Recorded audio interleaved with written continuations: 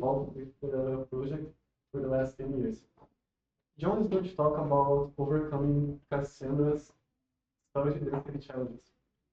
So, without further ado, thank you. All right. Well, it's 4 o'clock. We're getting close to the end. Probably thinking, hey, a nice relaxing talk. No, this is going to be filled with aggression. So let's get going. Let them out.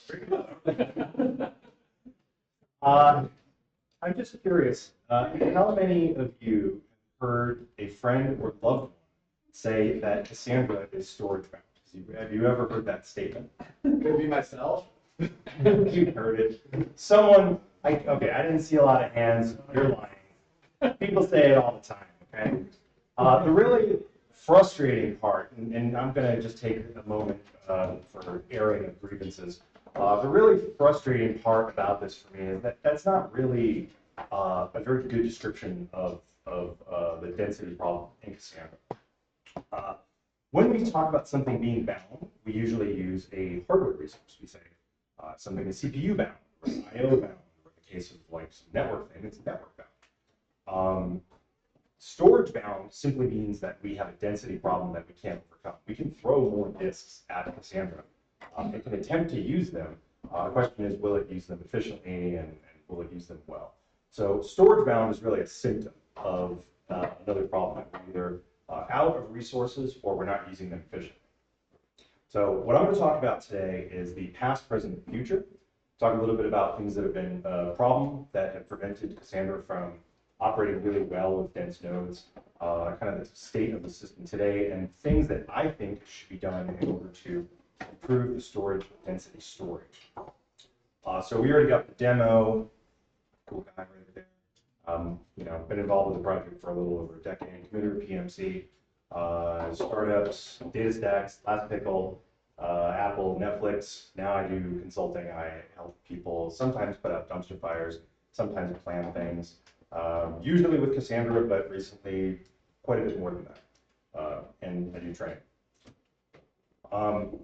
So why do I care about this? This is kind of for me, it's really interesting because improving the storage density story of Cassandra will dramatically improve the cost of running Cassandra. It does not make sense to have to throw CPU, memory, entire machines at problems as opposed to just adding more disks. It's always going to be cheaper to add more disks. And I'm going to show you some numbers to kind of give you an idea of how much cheaper it really is. But before we go there, I want to talk about what affects density and the things that we kind of need to keep in mind and the reason why the community for a very long time had the advice of 1 terabyte per node or 2 terabytes per node. You still really kind of hear, you know, you'll see something on the mailing list. Some people will say, oh, 1 terabyte per node, but like we're not going to get any crazier than that. And I think that's just silly.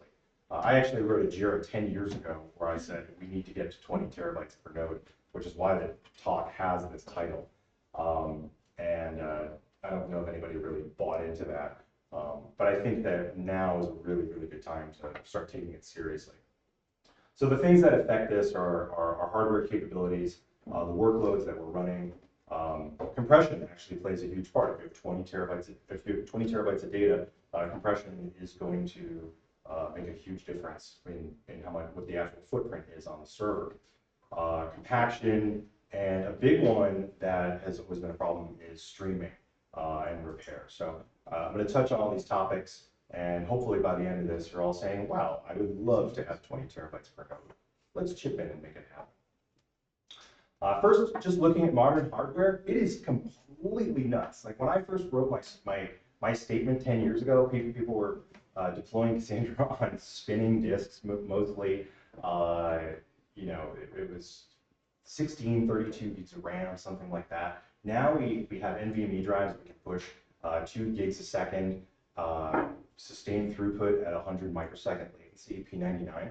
That is completely nuts. Like the way that storage has been able to grow performance-wise is absolutely amazing. And you can get 8 terabyte, or actually I think the largest NVMe disk now is like 60 something terabytes. So there's really not a great reason for us not to support really dense nodes. It really just comes down to the math. One of the most critical parts here too is also the fact that 10 gig networks are pretty much ubiquitous. Like, I don't really know anyone that's still running on, like, you know, a slower network than this. So one of the important things that we need to keep in mind is that as we try to do denser and denser nodes, we are going to need to achieve higher query throughput. That's because if you take 10 nodes, or if you take 100 nodes and now we squash them down to the size of 10 nodes, and you have the same number of queries, we've just increased the number of queries on each node by an order of magnitude. So we absolutely have to do better about getting query throughput and low latency. I love that Alex just talked about some of the scheduling things that we can improve in there. I'm not even going to try and add to it because he's thought about it so much further than I have. Some other things, though, that we want to keep in mind that can affect query throughput are the CPU I/O constraints. Are we using our CPU efficiently? Are we using our I/O efficiently? Hopefully we can. I haven't put this out on the mailing list yet, but I actually think that we should just go ahead and embrace Java 21 and forget any older version and just go straight to it and say, if you want to use Cassandra 5.1, we are going to be on Java 21 because it's a lot better. Generational ZGC is such a leap forward in garbage collection, and if we do this correctly, we could effectively end GC pauses as being a reason why people don't like running Cassandra, and that to me is absolutely remarkable. Even though as a consultant that makes money fixing people's GC problems, I'm willing to give that up. So I would love to see us move past the outdated idea that we need to slowly creep up our JVM and just go straight to the latest LTS and have it be awesome. There's some other stuff that's really cool that comes with 21. I'm going to talk about this in just a little bit more, but Jonathan Ellis did a presentation where he talked about Project Panama and the Vector API and what it was able to do for JVector.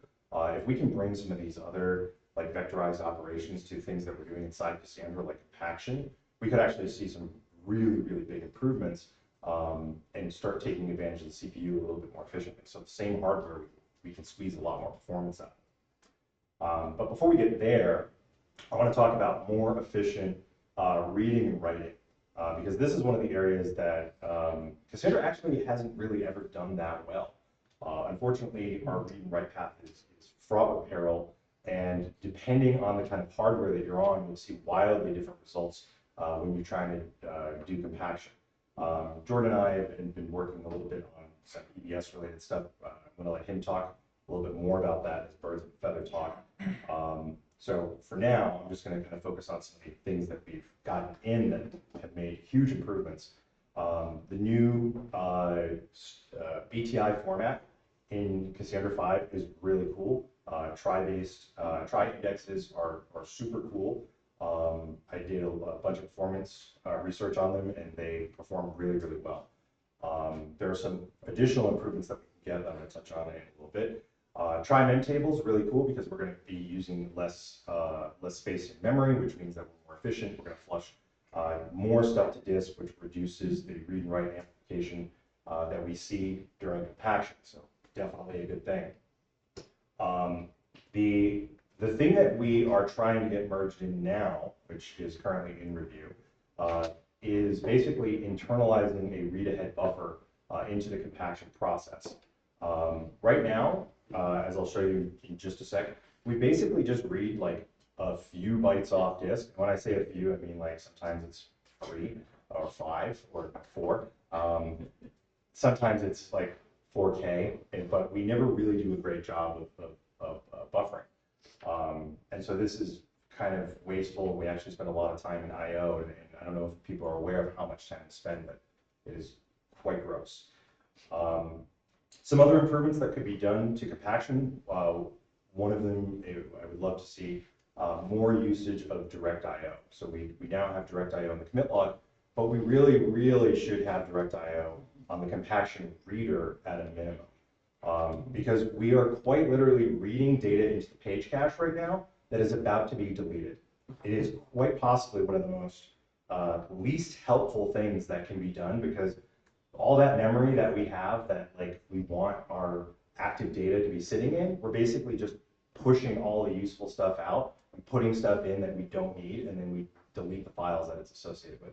It is incredibly wasteful. So moving to direct I/O would be a huge advantage there. And then potentially also, this is one of the things that we get by moving to Java 17 and up, is maybe something with virtual threads. I haven't really thought this one all the way through, but I think it's possible, and I've had a few conversations with some other committers, namely Benedict, who does think that there is something to be gained there. So there could potentially be something that we could get efficiency-wise out of virtual threads. So I mentioned compaction several times now, and the interesting thing about compaction is there's kind of like there's a handful of issues around it. As we move to denser and denser nodes and our throughput increases, the overhead of compaction as it is today is going to get worse and worse. The reason for that is because we're going to have to compact faster, which means that we're going to be pushing more data out of page cache, as I just mentioned. But also, we're going to be doing more allocation. So I'll be talking in just a moment about kind of my thoughts on JVM's memory management. But one thing that we really don't want to do is aggressively allocate objects when we don't need to. And if you look at the overhead of that you'll see with kind of unthrottled compaction, we do a ton of allocation.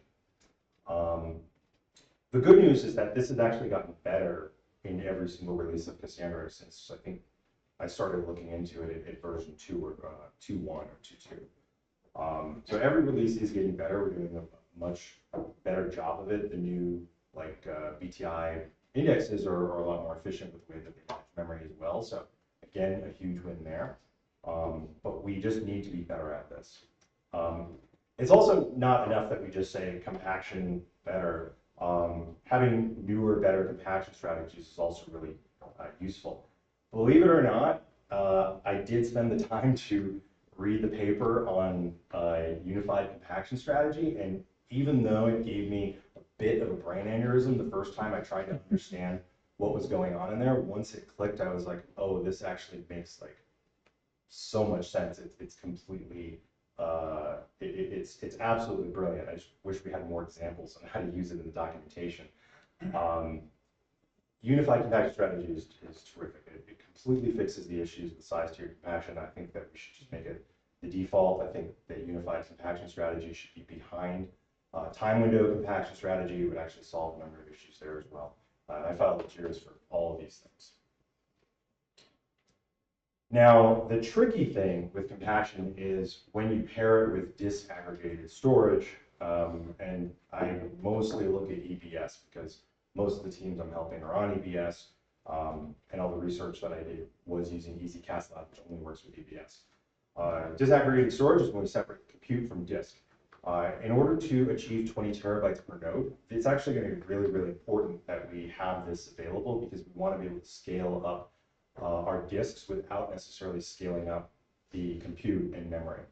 So it's important that we get really, really efficient.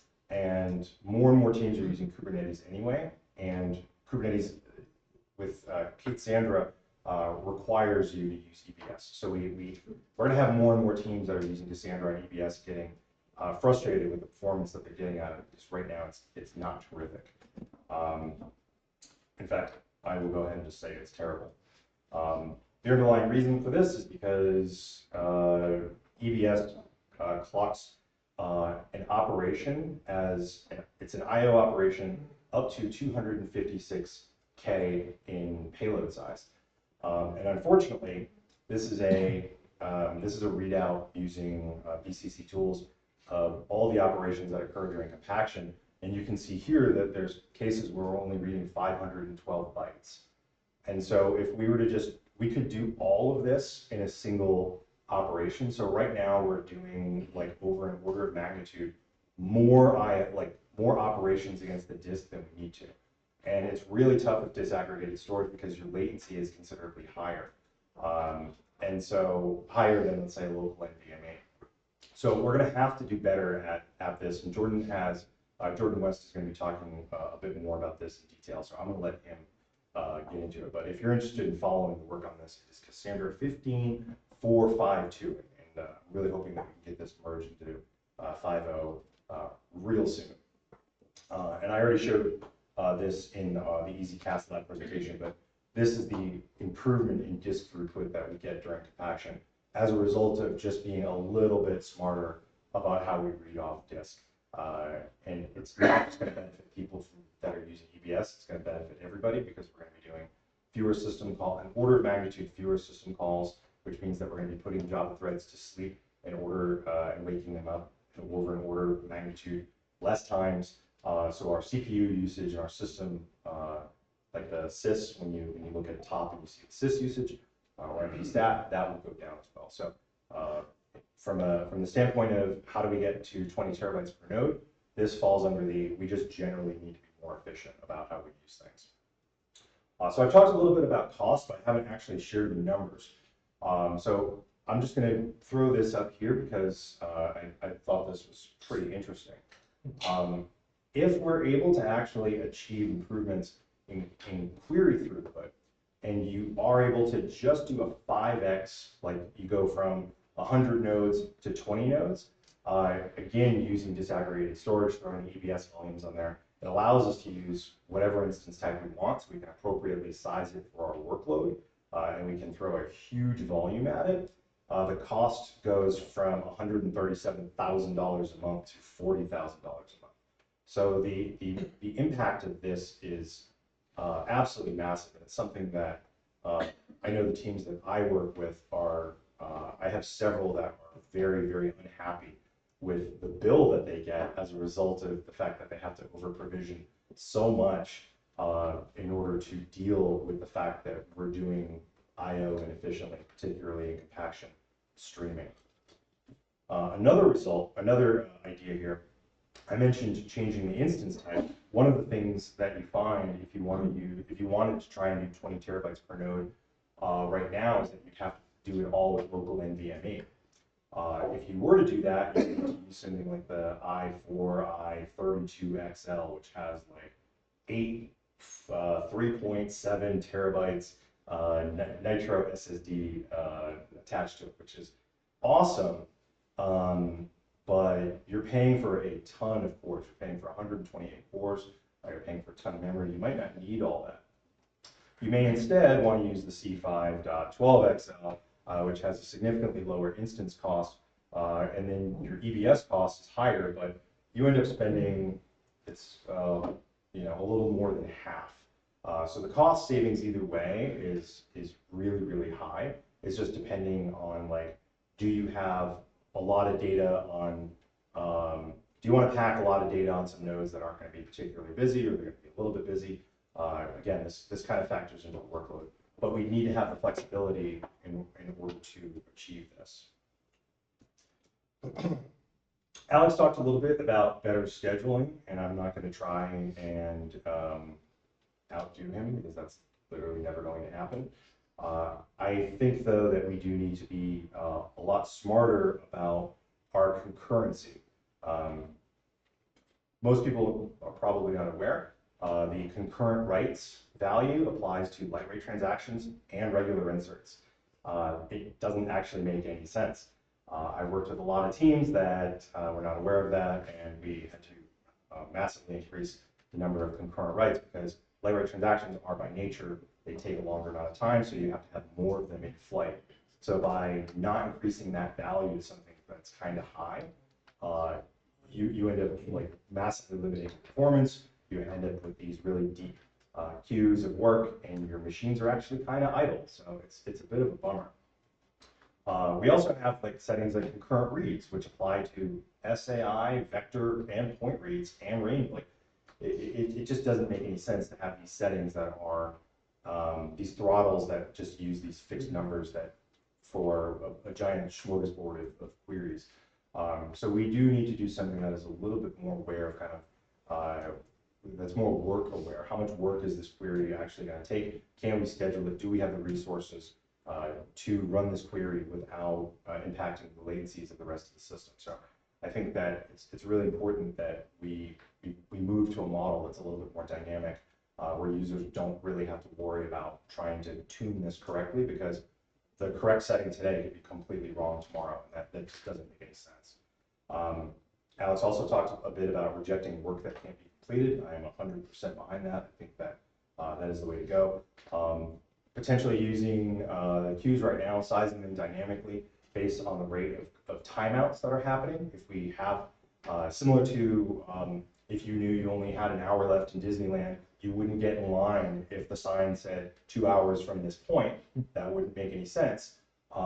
We shouldn't allow people, we shouldn't be scheduling work that we know is just not going to be completed. So if we have things that are timing out, that is a signal that can help us adjust the depth of the queue. This came up originally in a mailing list discussion.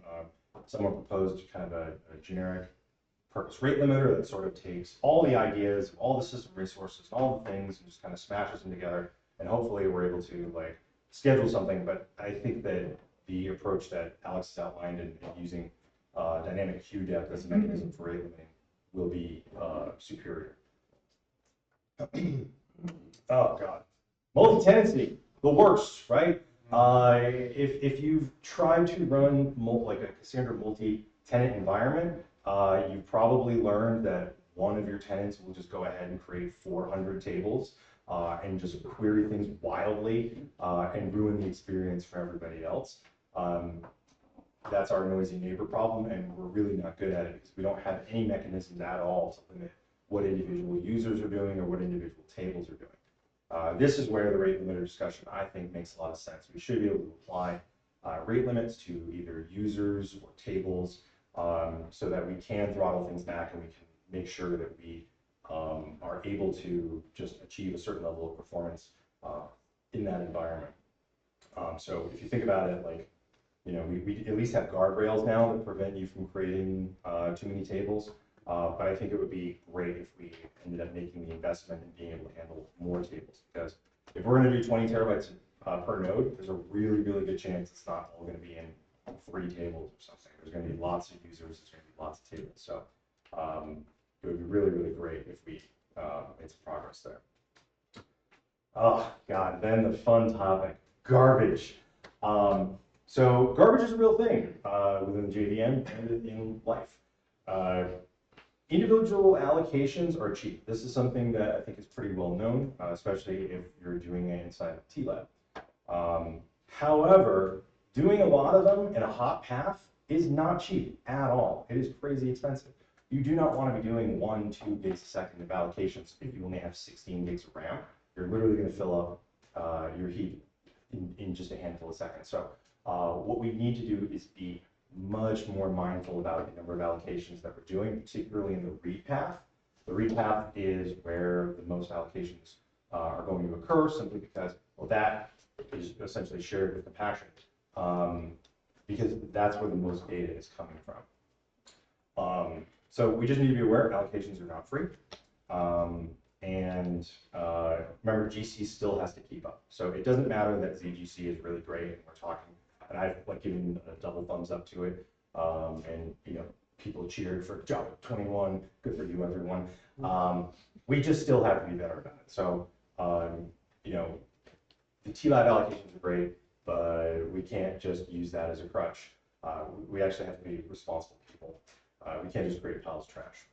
If you're not sure how to figure out where allocations are coming from, flame graphs are your friend. Async Profiler has a switch-e where you can tell it, I want CPU profiling, wall clock profiling, allocation profiling. You can look for individual methods. You can do internal JVM methods. Like you can look for humongous allocations. Really, really helpful stuff. I've used this to find quite a few underlying issues related to heat. So if you're curious and you're saying, hey, maybe I want to cut down on some of the allocations, pull up Flame Graph and look for the big wide bar. That's where the problems are. Do less allocations there. Now, once we have our system where we're really comfortable with you know, getting our allocations down, maybe there's a few hanging around and we're like, okay, we can't get rid of these. We don't know what to do about these. One of the other reasons why I want to embrace Java 21 is because of arenas. If you're not aware, an arena is a contiguous block of memory that you basically just tell, these have existed outside of the JVM for a long time, but you can just say, give me this giant block of memory, and then you can do allocations within that giant block of memory. And when you're done with it, you can say, okay, I'm done with you, go away. So it's not subject to the normal garbage collection routines. This builds a memory segment. This has existed in JVM for a little while. They can either be shared, which means they can be shared across threads, or confined, which means they're limited to a single thread. And they can be on or off heap. So if, for example, imagine if every single request had its own arena where all the allocations were done, and then when the request was finished, we go ahead and remove it. And then we don't actually have to worry anymore about all the, whatever the individual objects that were allocated for that request. They're not treated as separate. They're not treated as separate objects. They're not subject to the same garbage collector overhead. It doesn't have to do all the scanning through them to figure out if they're reachable. They're literally just deleted when it's done. So if we can do that per request and per compaction process, we actually have the ability to essentially do very, very little allocation on the rest of the heap itself. So to me, this is really cool because it opens up the possibility of having, imagine if you had one millisecond GC pause every 30 seconds. Like, that would be incredible, no matter how many queries per second you're executing, because we're just smart about where we put our memory. So yeah, I want this. I also mentioned compression. Compression is really interesting because I'm not going to say you get it free, but you just kind of get it. I did some testing with EasyCastLab in order to figure out kind of what my compression rates were. So LZ4 for my time series use case, which has very, very small payloads, didn't compress particularly well, but Z standard did quite a bit better. And the same thing happened with key value workload, which had small payloads initially, and then larger payloads when I decided to use text out of a book. In each case, Z standard gives us about a 30% improvement in our compression rate. Now, what would be really cool is if we started using Z standard dictionaries, because Z standard dictionaries, we actually get a much better compression rate. So we can take that 20 terabytes per node and imagine if that compresses down to like 5. Like, that's amazing. Like, we all want that, right? Our costs will be considerably lower just from using a better compression strategy. Streaming. This is a fun one. Past, present, future of this is exciting because the ability to stream entire SS tables is awesome. Like, if you haven't done anything with this yet, if you haven't used streaming in Cassandra 4, it just blows the doors off of everything previously. It is absolutely incredible. If you are not using encryption on the network, it does it using the kernel level send file command, which allows it to basically bypass the JVM. It does a direct pointer to pointer copy of all the data, and so you essentially have no overhead on the JVM itself. If you are using compression, then everything does have to be read in, but it's read in pretty intelligently in larger blocks. That data is then encrypted and sent over the network, so that works really, really well. There is in the future the potential to actually do the encryption in the kernel. There is I forgot which version it was added in, but it was maybe I want to say 5.7 or something like that. So we can do kernel level encryption and just offload some of that work over there, and that could be really cool. Now, the downside here is that this only really works if you're using LCS or UCS. If you're using size tiered or you're using time window, it's not going to work. And the worst part about that is the densest clusters are typically going to be using time window compaction strategy. So I was just working with a client recently that happened to have just switched from size tiered to LCS, and then they started setting up a new DC, and they're like, hey, how come our performance is terrible? And I had them do a bunch of diagnostics. And of course, I had them pull up a flame graph because that's what I do. And it's really interesting.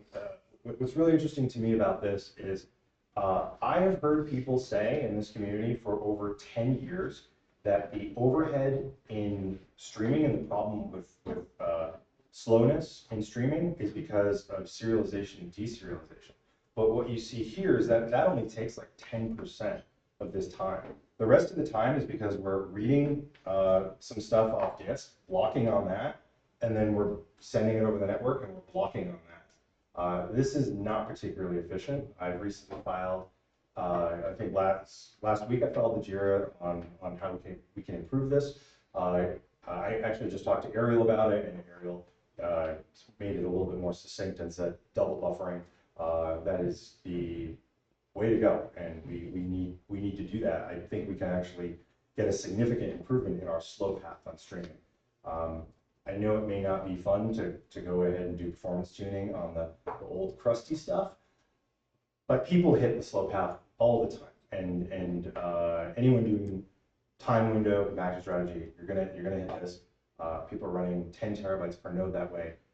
You can't stream 10 terabytes 10 megs at a time. That's like, it's terrible. Yeah.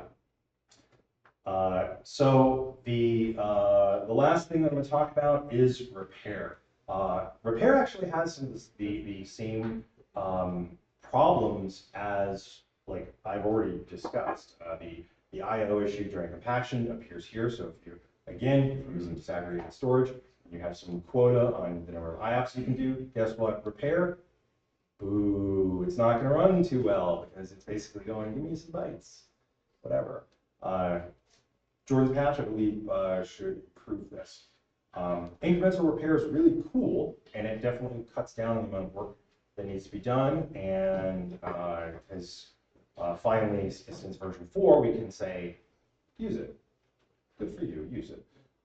But there's still a problem where if you do something like replace a node from a backup and your SS tables are a bit out of sync from which ones have been marked as repaired and which ones are not, you still need to do a full repair because you will have a bad time if you try and just go incremental and not everything is synchronized.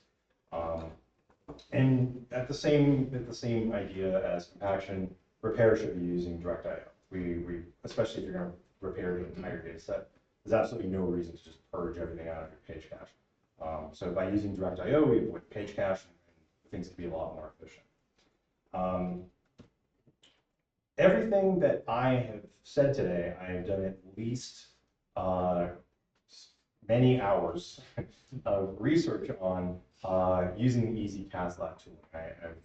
You can take anything that I've said here and all the tools are in Easy CAS Lab. It's available. You can install it from Homebrew. Go ahead and take a picture of that, and you'll have a wonderful time learning how to diagnose this stuff and how to measure this stuff. And I've literally built an entire training program teaching people how to do this because it's been so helpful for me in my understanding of how Cassandra works. Because I don't know Cassandra by looking at code. I observe how it behaves, and I use the tools here to understand it, and then I go and look at the code to understand what it's doing. So I've wrapped it up a little early, which is amazing, and that's because I didn't take a single breath.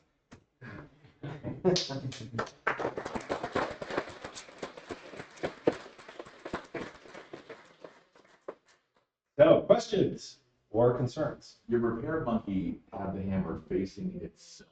Was that deliberate? That's a little hard. Yeah, it is a little self. ChatGPT knows. Yeah, it's like.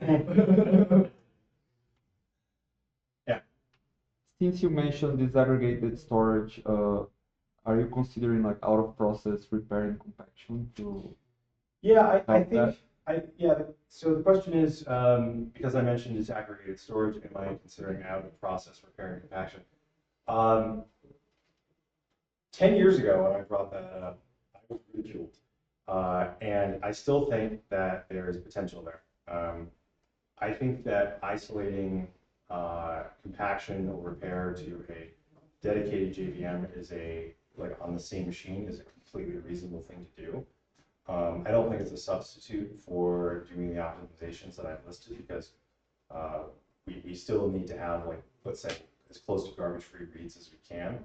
But I think that it's useful for a variety of reasons. One of which being you could have really granular control over it with C groups because you can limit the amount of resource usage through it that way. You can make it a little bit friendlier, and then you completely shield the actual request, the part that's serving requests. You shield that from from the actual overhead of compaction. So in an ideal world, we wouldn't need to, but I think we need to. It would be cool. So one thing I was thinking just now, Paulo was talking is, like, we already have a bulk reader and writer that understand the table format and just read through it. And it's not that far from that to an external process that's just like, I know how to build Merkle trees across this format, I know how to read. And why can't you just ship them across and fire off mutations to reconcile whatever's different? So like there's an immense amount of complexity in Cassandra around repair that if I take a step back, I'm not really sure why all that's actually required. So I think in the same way that we have our main Cassandra daemon process, you could also have a compaction daemon, and you could just have IPC between the two, and Cassandra can go, hey, compact this, and it goes, okay, not a problem, and then it goes ahead and it tells, hey, I'm done. And it goes, all right, let's switch it back. Like it doesn't really needs the view. What's that? The only communication you really need is basically to say, hey, pull that view now. Exactly. Yeah. Exactly. So yeah, there was a lot of I remember the original discussion I had with it, and it's like, oh, we need to spin off all these. It's like, no, it can be simple. It's like a very, very simple remote call, but local on the machine. Just say, I mean, it's like remote diff. Like, I've got a file with this. What is your file with that? Let's make them equal. yeah. And there's a lot of like dressing to put on top of that. But at the end of the day, that's kind of all. Yeah, I mean, Really not even. it's basically just what you're talking about is essentially an abstraction over the compaction task, where instead of the compaction task being like launched in process, it can be launched externally. And I think that would be cool. I know that I seem to remember some interesting stuff in Astra about like compacting using like Lambda or I think it was Lambda. So I think that there's like some really interesting potential there. I think enabling it natively in Cassandra itself and putting the right machinery in place so that people can try things like that is a really, really great idea. Yeah, Dinesh. Along the lines of characterizing this workload, did you measure the amount of time it took for compaction, like in terms of the CPU? Like if you were to move it off host, what percentage of the CPU would you save? That is a good. Yeah, But it's a complicated question. But yeah. basically, right now we have to provision for the peak. Right. And moving compaction to an external spot instance, for example, in AWS, is way cheaper than having an instance that has to have the number of cores and I/O. Compaction is perfect to run on like your Elastic Kubernetes like stuff. Yeah, I don't have any data that specifically points to like for this workload compaction took this amount because it's going to be a function of the workload that's actually running and how many like requests you're actually performing, and then what your throughput settings are on the production side of things. So if you do it unthrottled with NVMe, you will see like significant CPU overhead, but it's only really going to be on that whatever core it's running on.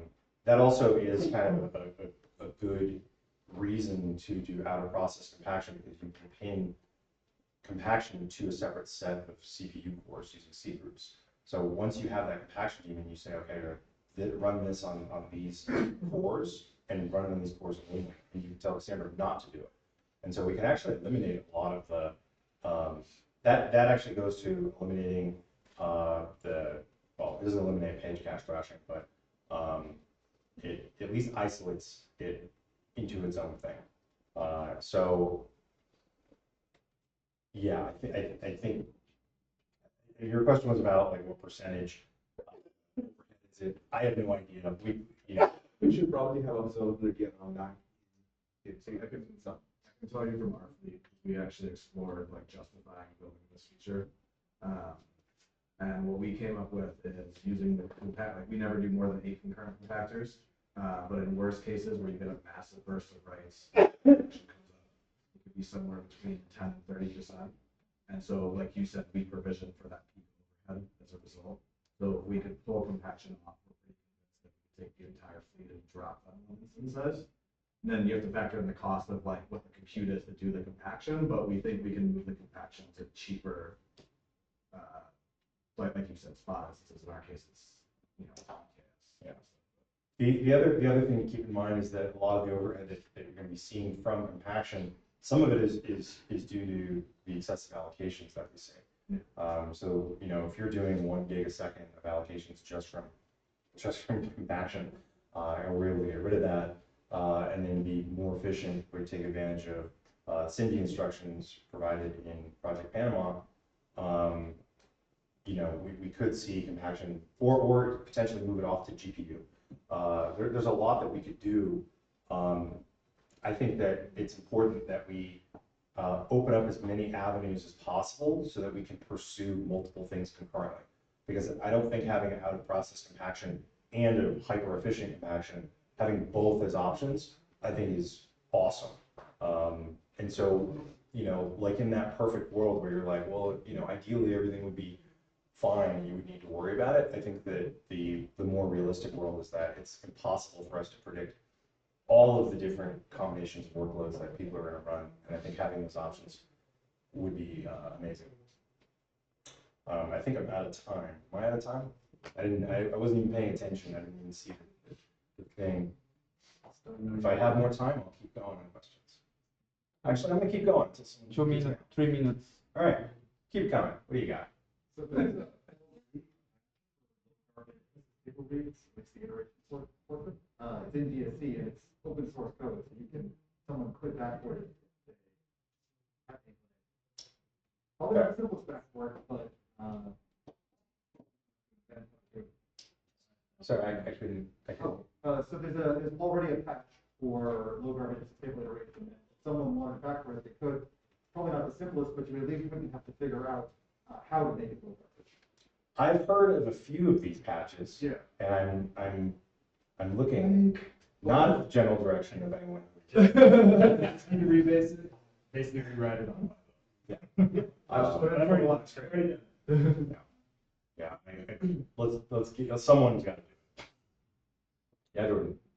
more of a comment than a question, but I think as someone who's halfway to your goal, a little bit over, making disaggregated storage well performing is critical because even with zero copy streaming, granted zero copy streaming now, TLS send file, we have nodes that are half as dense as what you want. It still takes 3-4 hours to replace.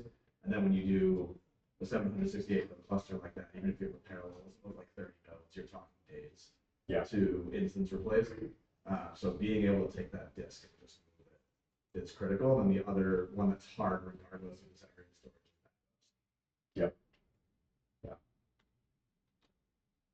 Yes. So you spoke about ZGC in one of your slides. Do you have any comparison stats with respect to maybe the G1 right now on a large heap about the performance? So I don't have any stats on hand. The testing that I did initially with ZGC didn't look particularly great because I managed to throw enough work at it and it wasn't able to keep up. This is partially due to the fact that ZGC before Java 21 is not generational. The generational aspect of it is absolutely very, very critical for it to perform well, or you will end up essentially getting stop the world pauses while it just chokes, or you just run out of memory. So unfortunately, the limited benchmarks that I have of it was you died a horrible death. I can speak to that a little bit. Please. Yeah, so generational TDC, it takes stoppable pause times to So, I mean. Under 1 millisecond is what Josh just said. under 1 millisecond. Under 1 millisecond. That's why we need Job 21. Yeah. A lot of money to go. Exactly. Loads in that active trend. That's what I've seen from other people using it in different workloads that aren't the same. And is there a difference in that throughput in terms of a large sheet That's as not well?